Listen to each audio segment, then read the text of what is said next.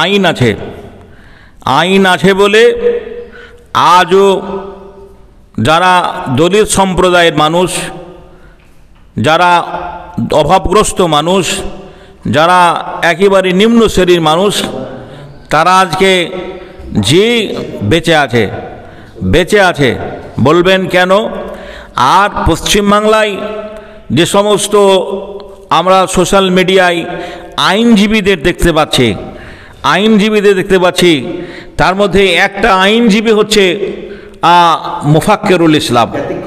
এই ব্যতিক্রম আপনার এই মোফাক্কেরুল ইসলাম একটা আইনজীবীকে পয়সা দিলেও, অর্থ দিলেও যে সহজে একটা রাজ্য থেকে আরেকটা রাজ্যে যাবে না, আর একটা রাজ্যের একটা কেসের জন্য আরেকটা রাজ্যে যাবে না, কিন্তু যার কোনো ভয় নেই, নির্ভীক, যে এই নির্ভীক হিসাবে আমি বলছি, সোশ্যাল মিডিয়ায় যে সমস্ত আইনজীবী ভাইদের দেখি, তার মধ্যে একটা নির্ভীক মানুষ হচ্ছে আমার মোফাক্কেরুল ইসলাম ভাইজান।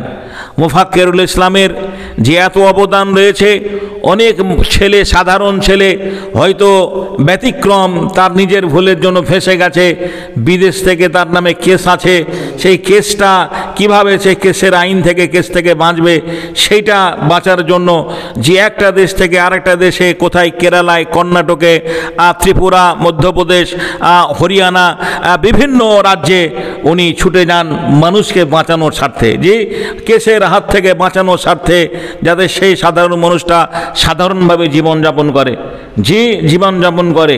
তাছাড়া যে এই আইনের দিক দিয়ে একটাই লোক আমরা দেখতে পাচ্ছি, সেটা হচ্ছে মোফাক্কেরুল ইসলাম। মোফাক্কেরুল ইসলাম ভাইয়ের মতো সারা পশ্চিমবাংলায় যে সমস্ত আইনজীবী মানুষ, যারা আইন লয়ার নিয়ে পড়াশোনা করেছেন, তারা যদি নির্ভীকভাবে একেবারে জনস্বার্থে, মানুষের স্বার্থে কাজ করেন, তাহলে মনে হয় হাজারো মানুষ যারা বিনা অপরাধে যুগ যুগ ধরে জেলে বন্দি অবস্থায় রয়েছে, তারা মনে হয় এই সাজাটা পাবে না, তারা বাড়ি ফিরে এসে আবার তার স্বাভাবিকভাবে জীবনযাপন করার একটা সুযোগ পাবে। তাই প্রত্যেকটা আইনজীবী ভাইদের উদ্দেশ্যে বলবো, মোফাক্কেরুল ইসলামের মতো জি আপনাকে আইনজীবী হতে হবে। আমি বলছি না যে আপনি ছোট, আপনারও মধ্যেই রয়েছে, কিন্তু সব আইনজীবীর সমান নয়। অনেক আইনজীবী রয়েছে পয়সা খেয়েও কাজ করে না, অনেক আইনজীবী আছে পয়সা খেয়েও কাজ করে না, হয়রানি শেষ নেই। যে একটা কেস দেখা যাবে 1 মাসের মধ্যেই বা 2 মাসের মধ্যেই সমাধান হয়ে যাবে, সেখানে 2 বছর সময় কাটিয়ে দেয়। সাধারণ মানুষে বুঝতে পারে না, মনে হয় সেই যে আমার এই কেসটা মনে হয় 2 বছরে হবে, তাই যখন সে সময় আসে পাট বিক্রি করে, ধান বিক্রি করে, গম বিক্রি করে, তার শস্য শ্যামল ফসল বিক্রি করে, নিজের পেটে না দিয়ে টাকা পয়সা রোজগার করে কেসের হাত থেকে বাঁচার জন্য কোর্টে যায়, আর উকিল পয়সা খায়। যে উকিল পয়সা খায়, এমনটা যেন যে কেউ না করেন। মানুষকে হয়রানি করবেন না, হয়রানি ফেলবেন না। একটাই তার মধ্যে হয়রানি করেন না, একটাই উকিল, তিনি হচ্ছেন মোফাক্কেরুল ইসলাম, যার জনপ্রিয়তা সারা পশ্চিমবাংলা ছাড়া ভারতবর্ষের কোনায় কোনায় বন্ধুরে আমার মানুষের হৃদয়ে জায়গা পেয়েছে।